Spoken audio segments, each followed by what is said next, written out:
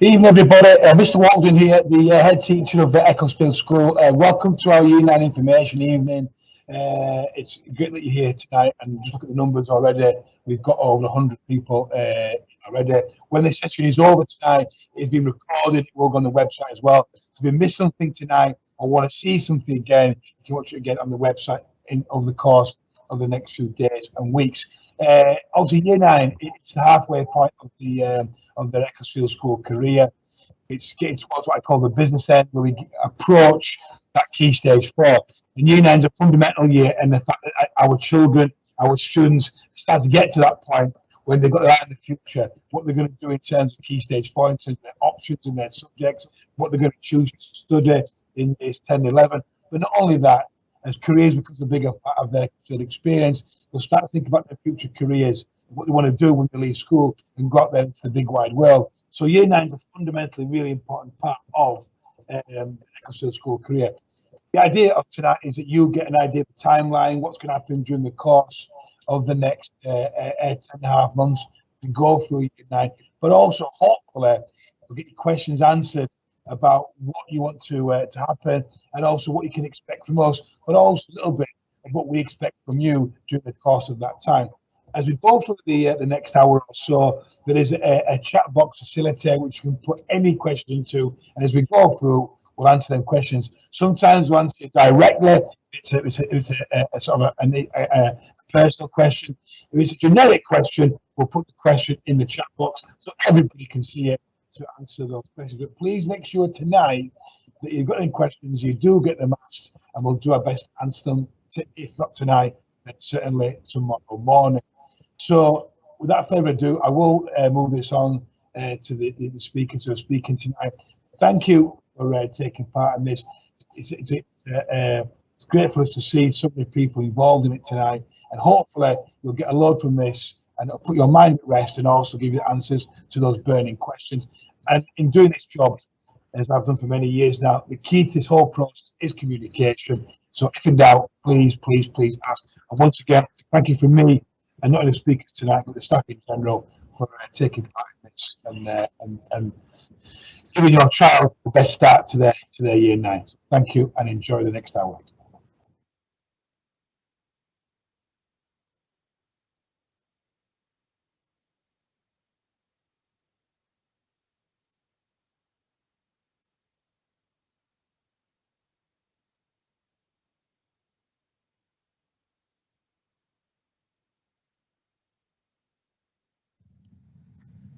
Hello and good evening.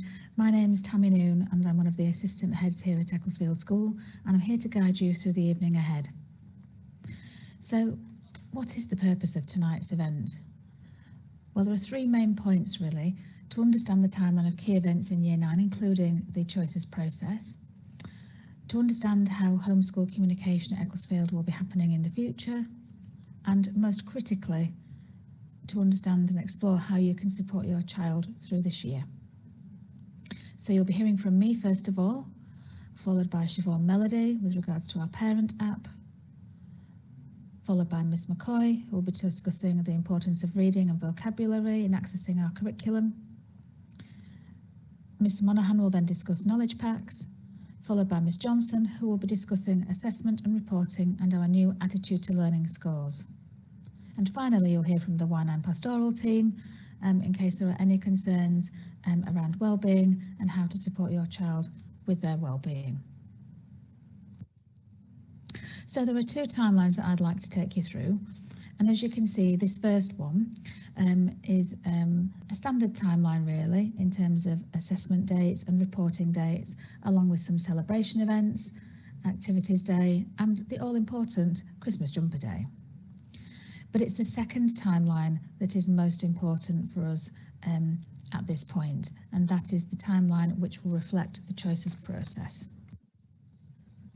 So, as you can see, tonight we're launching the timeline for the choices, and on the 1st of December in half term 2, I will be delivering an assembly to all of Year 9, giving them some key messages as they head into this crucial point in their education. And realistically at this time, It's about starting to ask questions of teachers and maybe doing some research at home, particularly with regards to some subjects that may have a slightly different view in Key Stage 4 as an example of that. So design technology would branch off into hospitality and catering and engineering. PE will also be delivering sports science and health and social care, and there will be a couple of new subjects, enterprise and travel and tourism. In half term 3, we have 2 parent events. We have the Parents' Evening on the 3rd of February, which is where you can gain some really critical information about how your child is doing academically. And then on the 10th of February, it's the Actual Choices Evening, and we hold this the week after so that you're fully informed about how your child is doing in school and able to support them with their decision making. Following on from these 2 evenings, there'll also be interviews in half term 4 with senior leadership and also key members of staff in school to support your child to make the right decision before the deadline for the options forms to be returned on the 25th of March. In half term 5, we start to look at numbers and groups and if we need to refer to reserve subjects. And at that point, we start to build the timetable for the new academic year, such that choices will be confirmed in half term 6. Now, obviously, there'll be more information coming out to you over the next weeks and months, but I just wanted to give you an idea of the time frame as it currently stands. And now I'll pass over to Siobhan to discuss the parent app.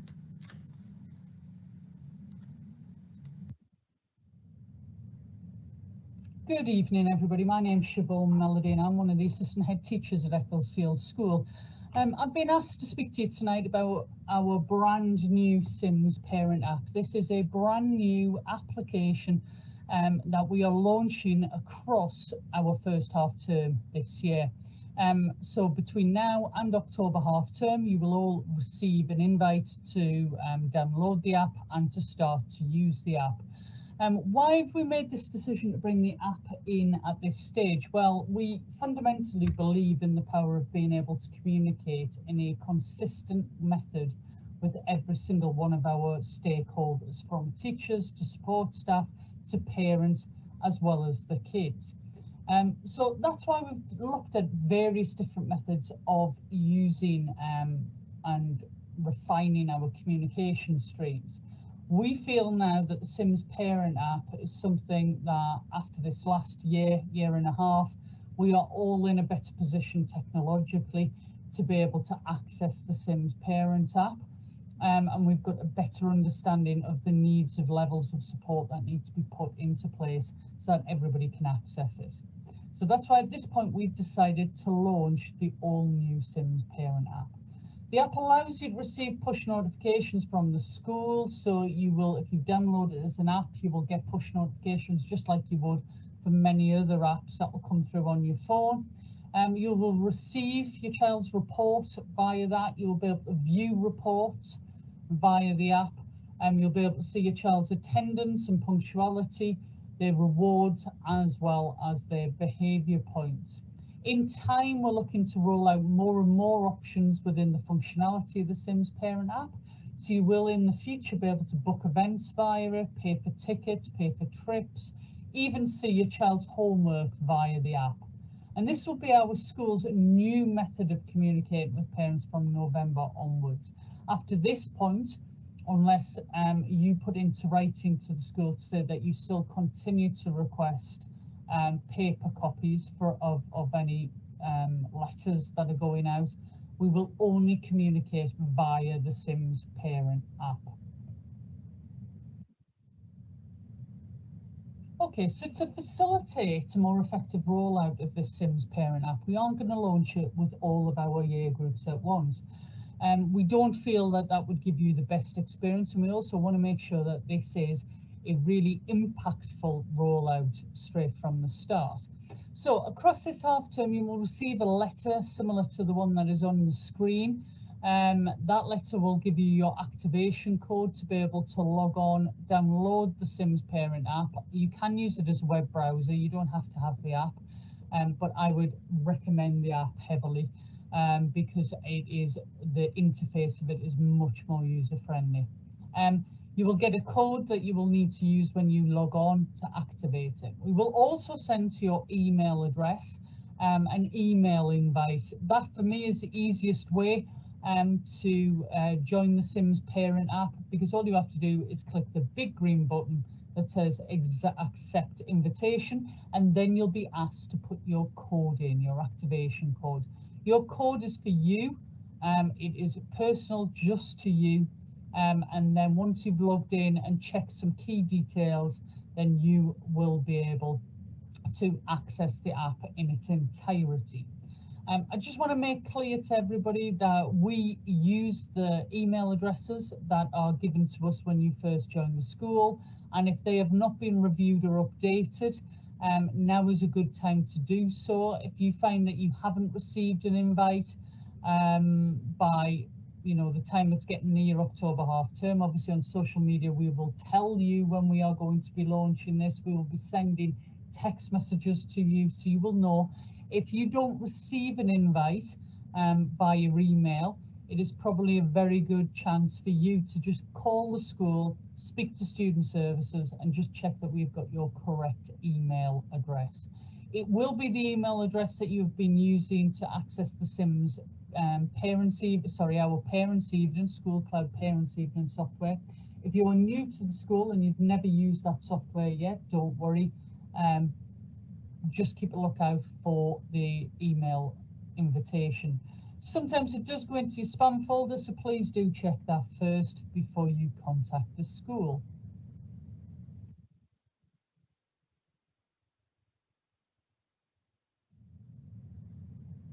And it really is as simple as that. It's clicking on that big green button, registering with using your email address and your child's details, and then you will be straight in to the Sims Parent app. You can register, you can sign in with various different ways. You can use your Twitter, your Facebook, Google, or you can sign up with an email address. It's entirely up to you. Once you get into it, you can see your child's details. The interface will look like the central dashboard image that is on your screen at the moment. And if you've got more than one child at the school, it will have them all on the same profile. So when you log in, you will get something similar to the image on the right hand side of the screen now, where you will be able to click on the child and it will take you to their individual details. The joy of the Sims Parent app is it tells you when all of our information evenings are, parents evenings.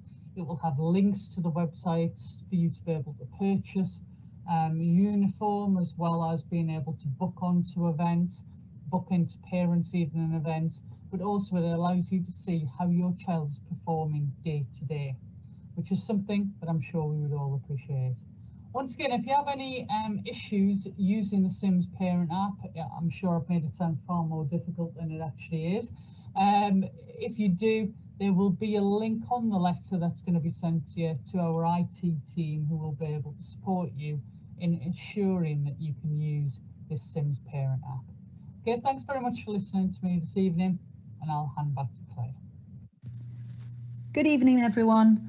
Steph McCoy here. I'd like to talk to you about the importance of literacy at Ecclesfield School, and that splits into three key areas: reading, oracy and writing.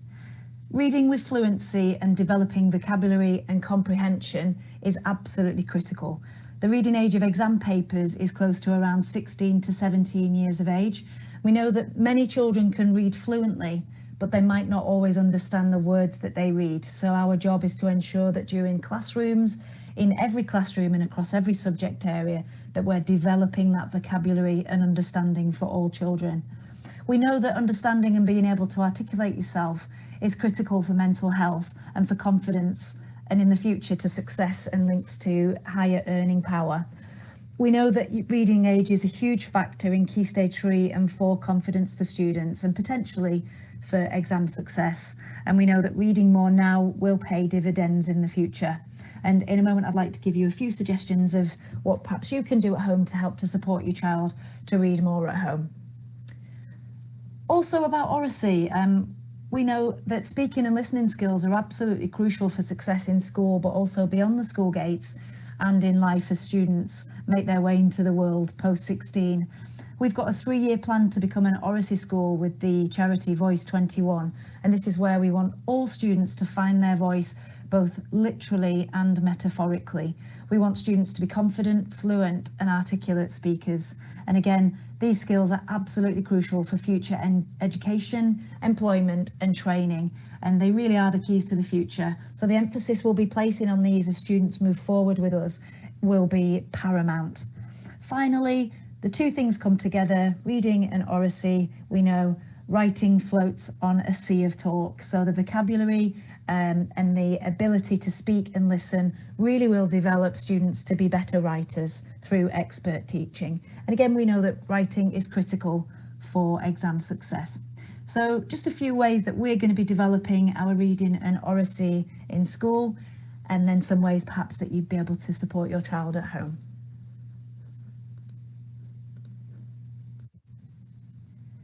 So in terms of reading in school, these are the things that we're doing to develop confidence and a love of reading. Firstly, reading much more widely across every subject area. So for example, teaching students to read like a scientist, to speak like a scientist, to write like a scientist. And across every subject area, we're developing key vocabulary which will enable them to understand much more clearly and be able to articulate themselves when they come to both write and to speak. We use STAR testing 3 times a year. We test students to provide a reading age. This helps teachers to support, and also through scaffolding, they can also stretch and challenge children. Whether their reading age is lower than their chronological age or higher, teachers will be able to support students in the classroom, and also where required beyond, where we put reading interventions in place.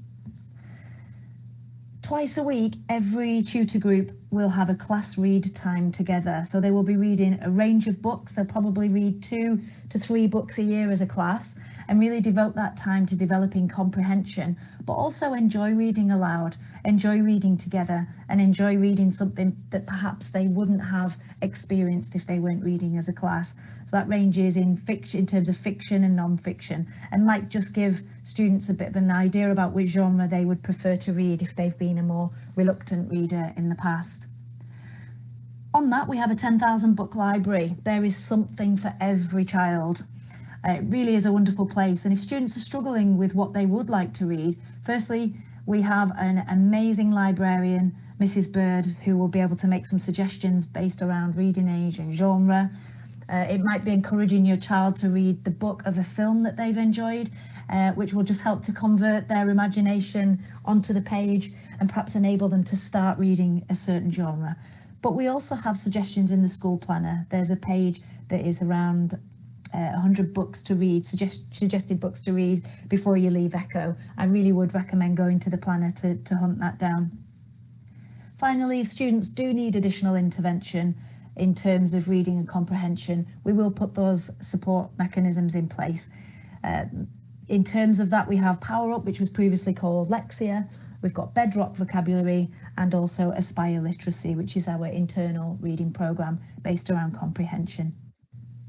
So finally, what can you do at home to develop spoken confidence and a love of reading with your child or children? Please try to encourage your child to read regularly at home. Around 20 minutes a day really does develop good reading habits, and although it might be more challenging as children get older, reading aloud really does help to increase fluency and speed of reading. So perhaps reading to the dog, a younger sibling, an older aunt, on FaceTime to the nanan might be a really brilliant way of just developing that spoken reading, sounding words with confidence, and is brilliant for developing that confidence of reading. Please ensure that your child has a reading book each day. I've talked about our fantastic library, but it is part of their compulsory equipment, and each day your child will have time where they will be able to read in the school day. If you could ask your child questions around their reading book, or perhaps an article that they've been reading, this will really help to support them to understand, process and articulate what they've read. So it might be asking them about the characters that they've been reading about, predict what has happened, what might happen next, or perhaps analyse what's been happening, and get them to really drill down into the characters. That would really help to support their understanding by being asked questions about it or make them think about it. But it will also help to develop their vocabulary and their spoken articulation of what they've been reading. Encouraging your child to research any words that they're not sure of, perhaps by using a dictionary, would be amazing. Can they use those new words in the correct way, or in a different context, but in the correct way? That will really help to develop their vocabulary. And when they come to either speak or to write, they will have more words to use. Please encourage your child to speak in full sentences. We all know how hard that is sometimes, but just to justify their opinions. It also helps to prepare children for their college or job or university interviews by practicing speaking to other adults. For example, it might be ordering a takeaway over the phone and asking your child to do it as opposed to doing it yourself, or perhaps speaking to someone at the bank about their bank account. That really would be helpful. And again, it just helps to develop their vocabulary, using the correct register when they speak to the appropriate person, what type of language to use to the appropriate adult. And then finally, just a little bit about our Oracy work with Voice 21 for the next 3 years. We really will be developing that vital communication skills that children and adults all need for working life. So we'll be learning to talk, loads of classroom talk, and also learning through talk. It really is something that we're really passionate about, and we look forward to sharing more information about that with you in the future. Many thanks for your support. We really do know the power of reading and the power of literacy, and we look forward to speaking with you again. Thank you. Hi everyone, good evening. My name is Miss Monaghan. I am the Assistant Head Teacher for Teaching and Learning here at Ecclesfield. I'd like to take a couple of moments this evening to talk to you about knowledge packs. On the left-hand side of this slide, you can see an example of the knowledge pack booklet. Each student will receive a knowledge pack booklet at the start of each half term across Year 7, Year 8 and Year 9. Inside the knowledge pack, there is a range of knowledge organisers, and these essentially include the key facts, core information, models, diagrams, subject-specific vocabulary and definitions for each subject. You can see some examples for maths, geography and computer studies on the right-hand side of this screen. Students must bring their knowledge pack with them to school every day. It is essentially part of the daily school equipment alongside their stationery, their school bag, their reading book, etc. Students will be using their knowledge packs to support their learning in lessons and also whilst at home completing independent study and home learning activities. There's a range of strategies and ways that students can choose to use their knowledge pack while at home.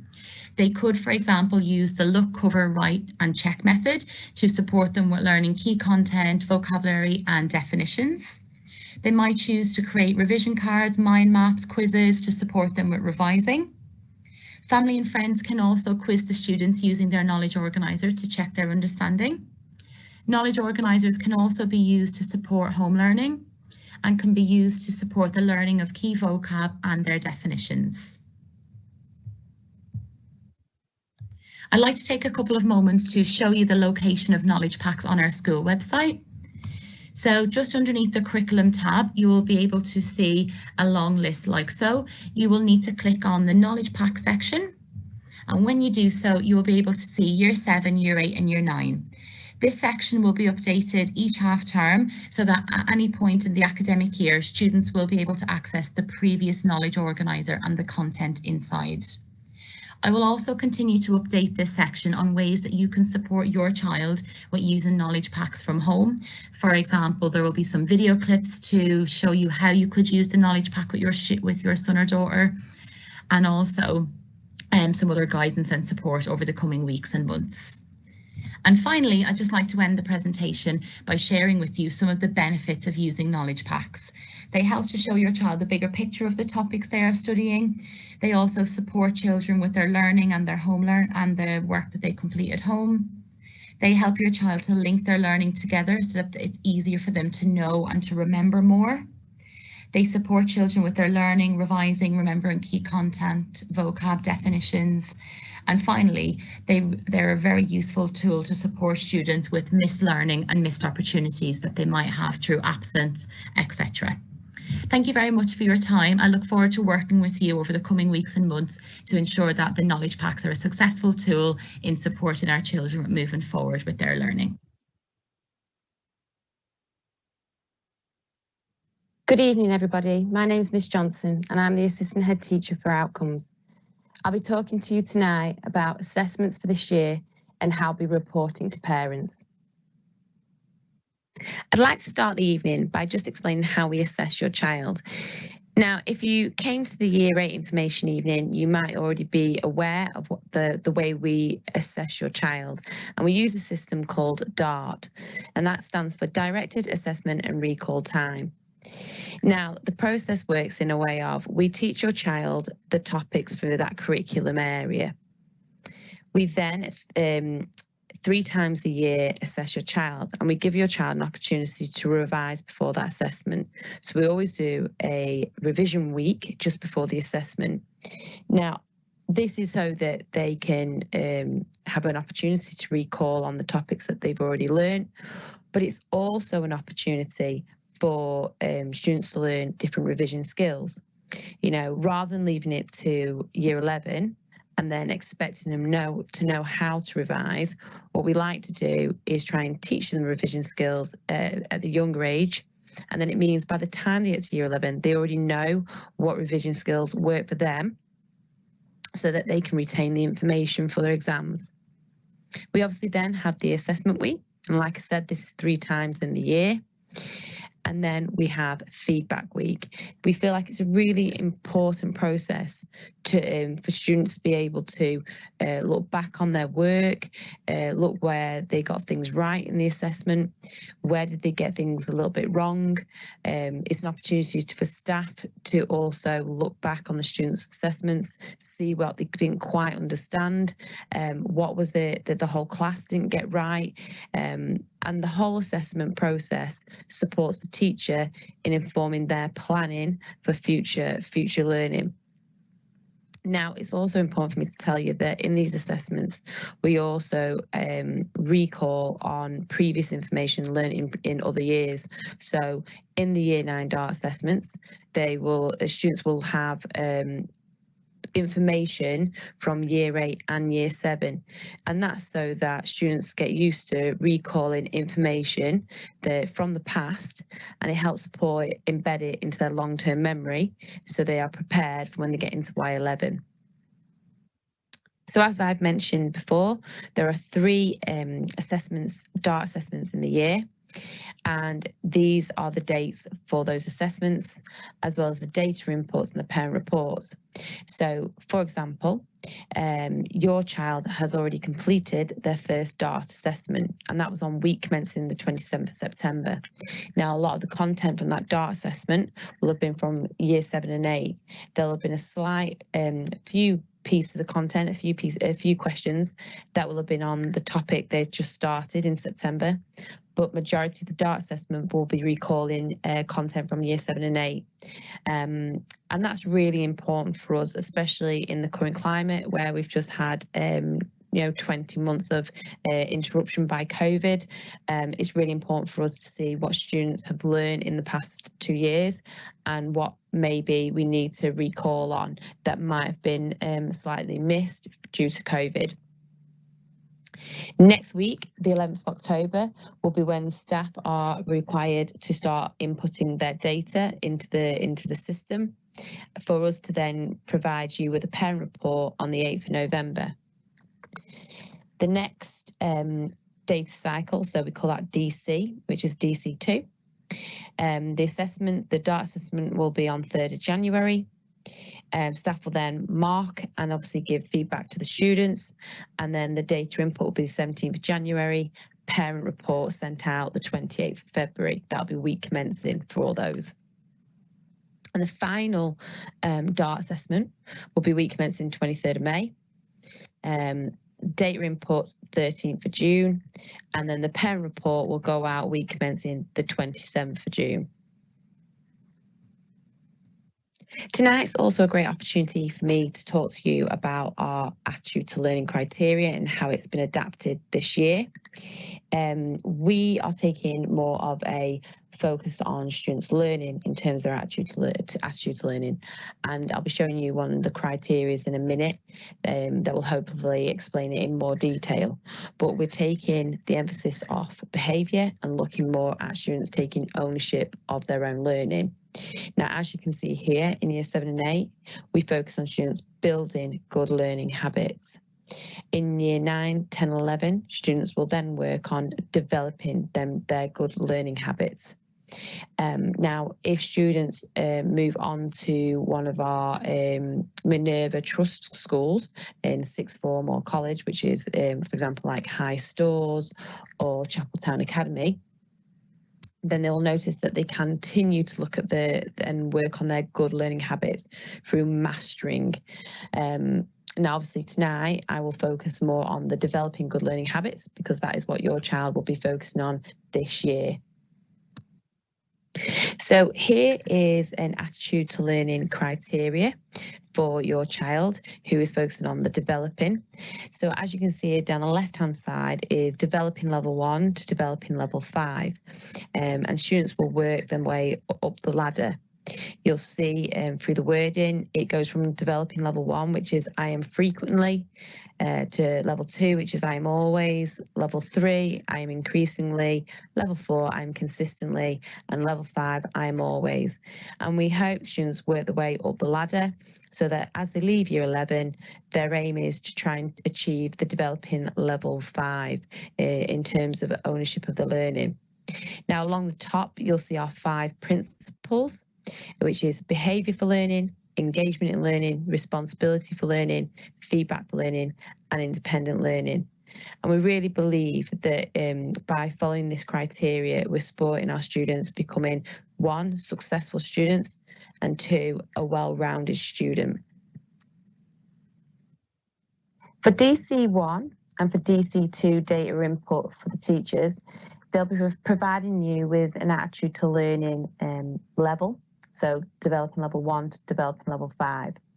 They will not give you a current grade for the DART assessment. This will be incorporated within the attitude to learning grade. When it comes to DC3, which will be in June, you will not only receive the attitude to learning grade, but you'll also receive the current grade for the Year 9 DC3 DART assessment.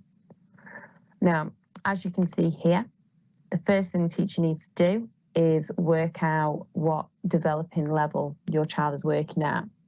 And this will be a line of best fit along the 5 principles. So they'll look along the 5 principles, and it is really based on teacher judgment on where they think your child fits. Now, once they've picked the level that they think your child is working at, and it's important for me maybe to say here that it is a ladder system. The idea is that Year 9 will be working more at developing level 1 and 2. And as they move up to Year 10, they'll move up more towards level 3. And then as they go into Year 11, we're hoping that students are succeeding in the level 4, level 5, developing good learning habits. That's not to say that Year 9 can't be a developing level 4, but the idea is that we support your child working on the skills that they need so that we prepare them for further education by the time they get to Year 11. But like I say, your child can fit anywhere on the system, but it is important for me to tell you that on average, our Year 9s will be developing level 1 and level 2. So do not panic if last year you got a report that got sent home and your child's attitude to learning was like a 3 or a 4, and all of a sudden when you're getting your report, you're seeing, oh my gosh, my child's a level 1 or 2, and you think they've declined. That they haven't declined. Our criteria is a lot more challenging now. And if you look at what is required at developing level 1 and 2, that is quite ambitious. And so actually, please do not panic that the grade might be lower. The actual criteria is a lot harder, and there's a lot of higher expectations required.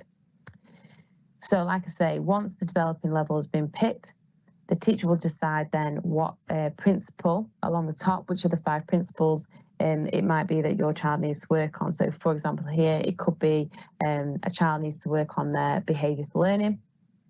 And where the arrow is pointing here, it might be it's the engagement. They're not engaged enough in lessons.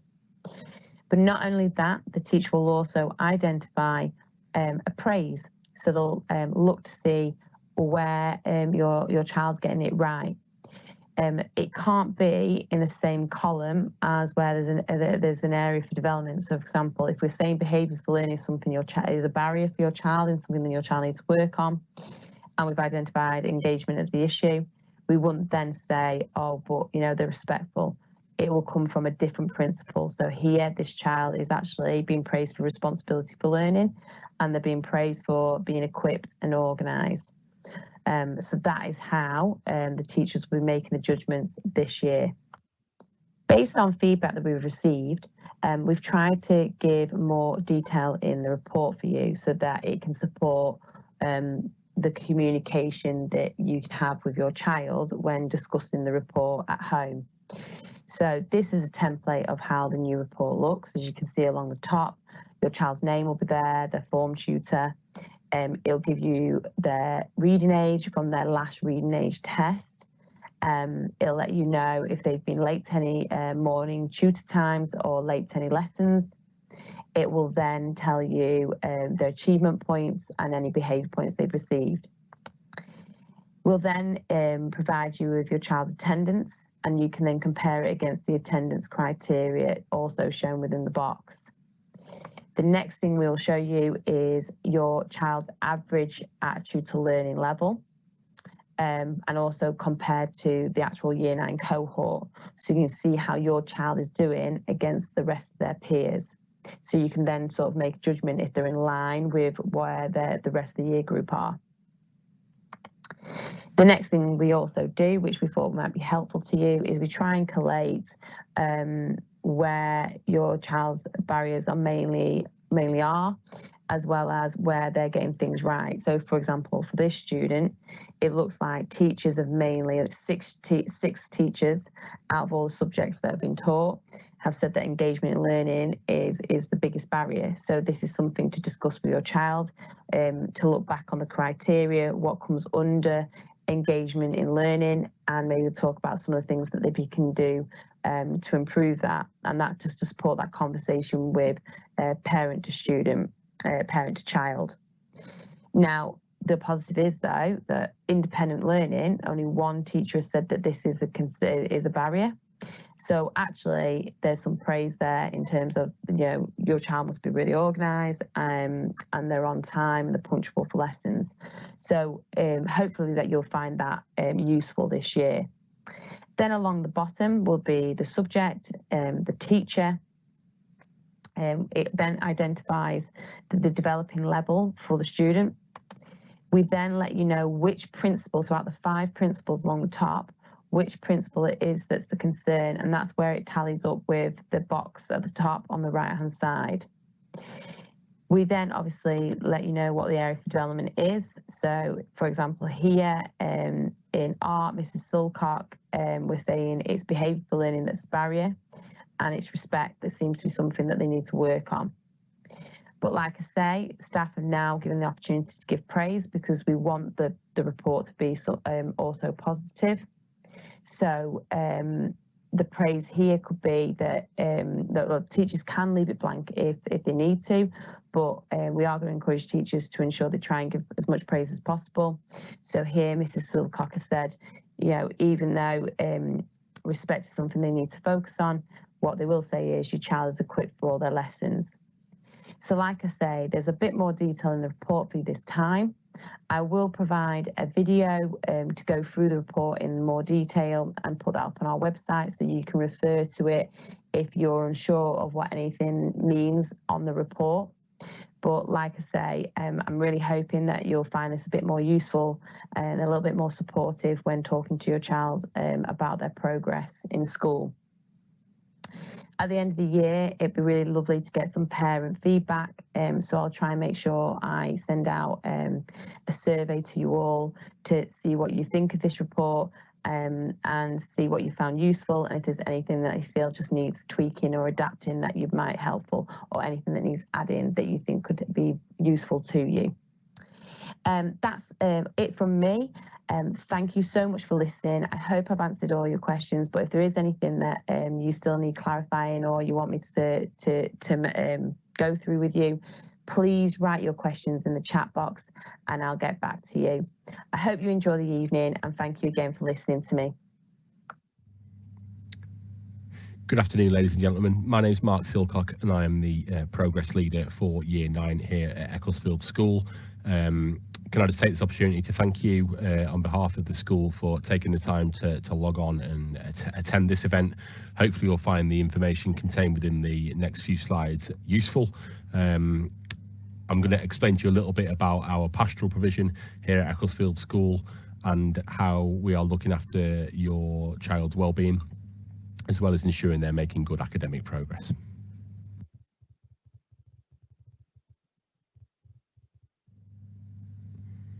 On this slide is a not exhaustive list of things that we feel as a school can contribute to the success that a student experiences in their learning. Attendance and punctuality I'll talk about on the next couple of slides. But there are some things that you can do as a parent that perhaps can encourage your child and contribute towards the success that we all long for the students here at Ecclesfield. I want to talk to you a little bit about the penultimate bullet point on this slide, which is being busy. One of the things that we weren't able to do throughout the pandemic was provide enrichment opportunities for students. That has all changed. The enrichment offer now at school is significantly improved compared to where we were throughout the pandemic. Students that are engaged in extracurricular activities, be that through the expressive arts or whether that be through sports teams, students that feel a part of something and feel part of that wider community will generally do better in the classroom. We know from experience that the students that participate in the school musical or play for the school football team will generally excel in the classroom. So please refer to the school website, or make sure you're following the school's social media channels for advertisements about those opportunities. But getting your child to remain busy outside of the classroom as well as inside of it will certainly contribute towards their success at Ecclesfield School. Those of you that have attended these type of events in the past will understand and recognise that we regularly talk about attendance. From many years of experience in dealing with young people and education, we know that students that are in school more of the time will do better. Our school expectation is 97%.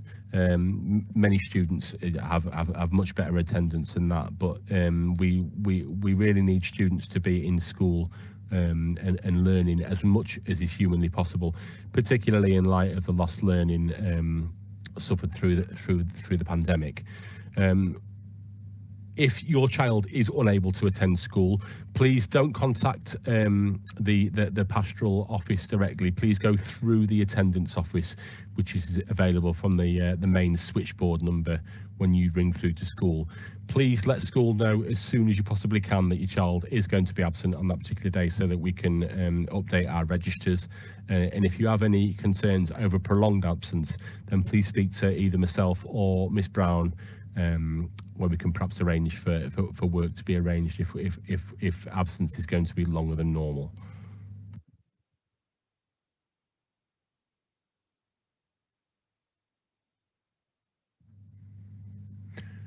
One of the questions that I get asked quite regularly as a progress leader from conversations with parents and carers is what can I do to help? What can I do to best support my child during their education? And on this slide, there are some questions that you can ask yourself and hopefully provide a little bit of support to your child in their learning. The big thing is making sure that students are getting enough sleep. the World Health Organization recommends between 8 and 10 hours sleep for secondary school age children. Making sure that they're getting a good quality night's sleep, free from distractions, is really important. If we can have those students in the classroom alert and bright in their lessons each morning, that will certainly aid their learning, and in turn will aid progress. Also making sure that your child is getting out, making sure they're taking good amount of physical exercise a couple of times a week, and having conversations. How are they coping? What's going well at school? Who are their friends? What's gone well in lessons? Having those conversations, be it around the tea time table or of an evening, will help to unpick their day. And you can often gauge quite a lot from how the child's day's been, from their tone of voice and some of the things they say. Please persist. I know that the teenage years are upon us. You'll quite often get the silent treatment or the odd monosyllabic answer, but persist with the questioning just to make sure that you are taking an active interest in the child's education. It will provide the student with support, and you will certainly pick up a lot from the conversations that you had. You can use the school planner as a starting point. Teachers will often leave comments. You can see how many merits your child has accrued each week. Please sign your child's planner each week, and in signing it, perhaps have a flick through. That will certainly aid conversation starting points. You'll be surprised how much information you can glean from a student planner, and how much the children will engage with you once you take an active interest in what's been going on in their education.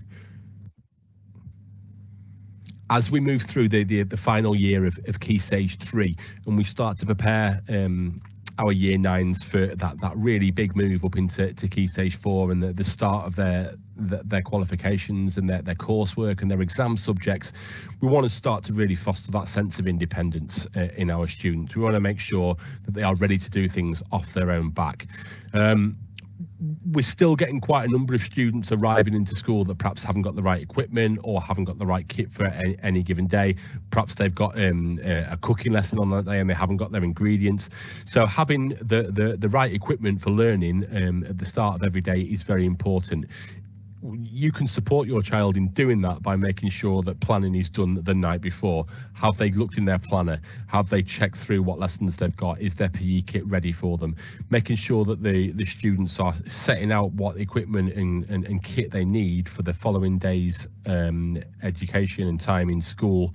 But doing it on that night. So again, it's generating that routine that means students are developing that independence. When we do come to the end of Year 11, and independence will be key in revision plans and such, they'll have those skills ready. So independence is very, very important. As it says at the bottom of that slide, with independence does indeed come great responsibility.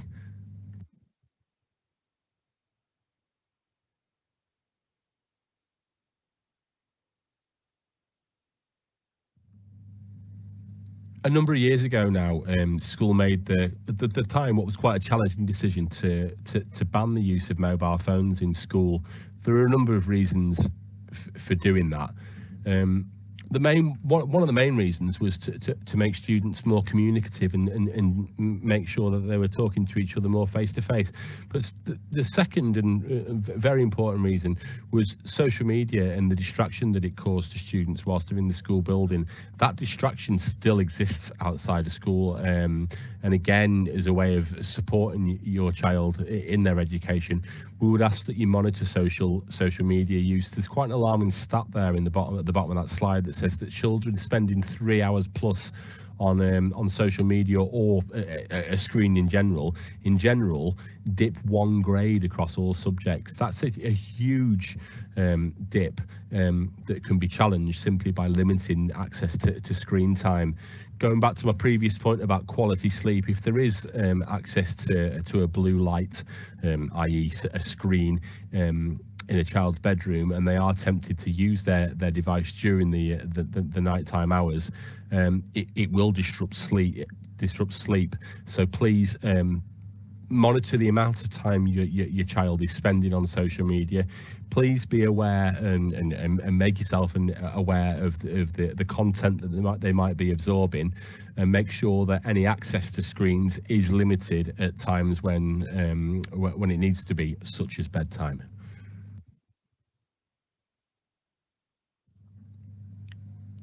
The final thing I'd like to talk to you about from a pastoral point of view is the way in which you are, as parents and carers, communicating with school. The first and foremost, if you have a problem, there are a number of ways you can get in contact with school. Your first contact should be your child's form teacher. So you can get in contact with them through the parent portal. You can get in contact with them through leaving a note in the student's planner, and the student can pass that note to the form teacher because they see them each morning.